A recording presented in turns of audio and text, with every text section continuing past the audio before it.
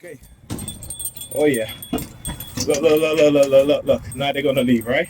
Again, exactly like I said. I showed you guys in the past. They do the same thing. It's a whole blocking theme. They block up the whole street. They're not doing anything except they're there just to target me, just to engage in that psycho. And they go to ambulance, right? The coercive psychological threats of blocking me. You know, this is the criminal behavior of the state. Okay, and engine number 123, ladder number I should say 123, and then up there in the train station up there is another fire truck. Why? Because I gotta go put money on my Omni card again. You know, trying to isolate me from my kids. You know, and they go to number 32, MKE 8132. All right, there you go. I'm sorry. Yeah, MKE. Right? So yeah. And look, they're going too. The fire truck by the train station. they're going too, right? Again, trying to engage in this type of behavior. Like I said, they know what it is that they've done, and I know what it is that they've done. And exposing it, like I said, is the way how you got to do it as a TI. And make sure that my video is still going. But again, I wanted to show you guys what it is that they do, how the racist predator cops, how they seek out young black men in particular because of our bloodline. All right, because you know the targeting, like I said, is generational. It's you know, they once they target you, then they target other family members, or they get other family members to target you. Okay, they manipulate us, and this is how they surveil us. This is how they watch us, because we are a threat to the status quo. Right, to the status quo, we are a threat to them. Not based on any criminal action or any criminal behavior, but based on our ideology, based on what it is that we want to do within the society. Particularly if you're a black person, young black person, and you want to start a business, you're not allowed to have a particular kind of business. And you see, as black people begin to wake up, you see the white supremacists are pushing back tremendously, right? You start to see how they push back. They're pushing back tremendously against black upliftment. Okay, so like I said, my brother and I in the 1990s, my brother was working on a high fashion magazine that would compete one day with Ellie and Cosmopolitan and those things, and you know they didn't want that. They surveilled us. Now look at her again, how they stalk me, standing there waiting, and she sees me, right, and she walks across with me. Right? Now, is that her vehicle? Let's see if she's gonna go inside of it.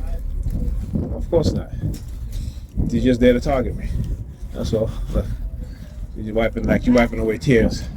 She's just there to target me. They have, I tell you, community stalkers, right? So, but guess what? They'll arrest you for stalking me. For stalking. If you stalk anybody, they'll arrest you. But they're allowed to stalk us. Right, they're allowed to stalk us, right? And we go to the predator cops, they'll say, "Oh, it's all in your head," you know, because guess what? The predator police department is the one that are running these criminals. They're the ones that are paying these criminals to engage in sabotage, right? When we talk about the crab in the barrel mindset that the black community have and black people have, this is, I'm showing you guys exactly where it comes from. All right, how they put us against each other, how they manipulate us. How you have the Sambos and Sambinas within position of authority who abuse their power. Instead of trying to change the culture, they join the culture of abuse of the people that look like them. That's what I always say, right? When they're not in their uniform and they get assaulted by some racist white pigs, right? Some racist white cops, right? Then they want to claim racism. But they do the same thing that these racist white cops do to us, right? And it's only then they get an awakening. It's only then they realize that, hey, you know, I guess I'm not part of the bleed blue gang, right? The bleed blue gang, right? Because they are a gang. That's what they are. They are a gang. And like I said, they have been manipulating me to stay in the house. You know, like my sister, very slick. I noticed that what she does, very, very slick. You know, but again, that's her being manipulated also. Right? I told her this morning. I said, you know, the belief she's talking about. Oh, they raised the price of the transit fare. The transit fare raised, and I'm just like, wow.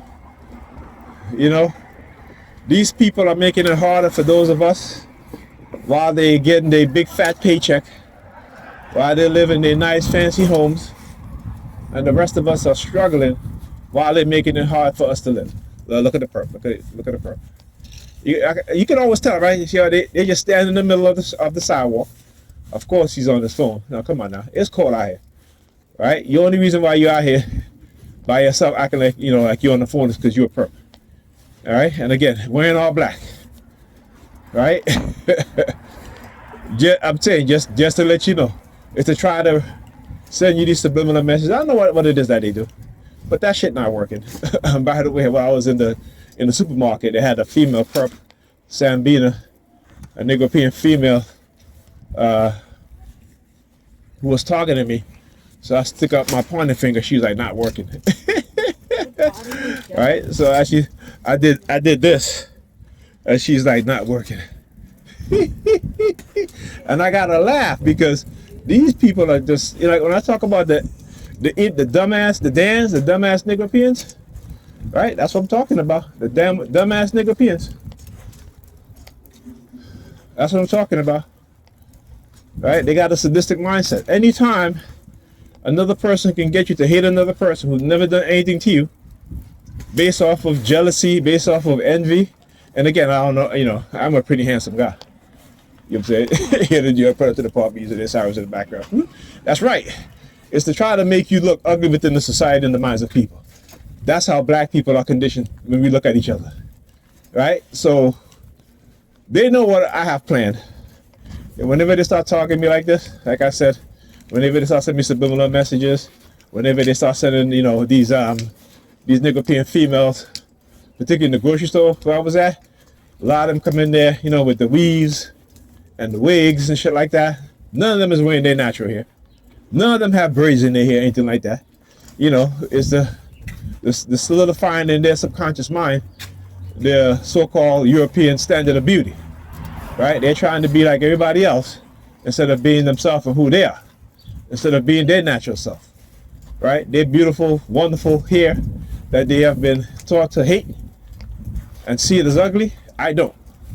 And again, this is what they do. This is how a lot of our women are conditioned to look like and try to be like somebody else.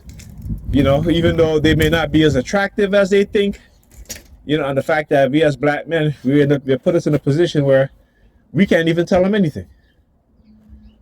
Right? You know what I'm saying? We can't tell them anything. Anyhow, talk to you guys in the next video.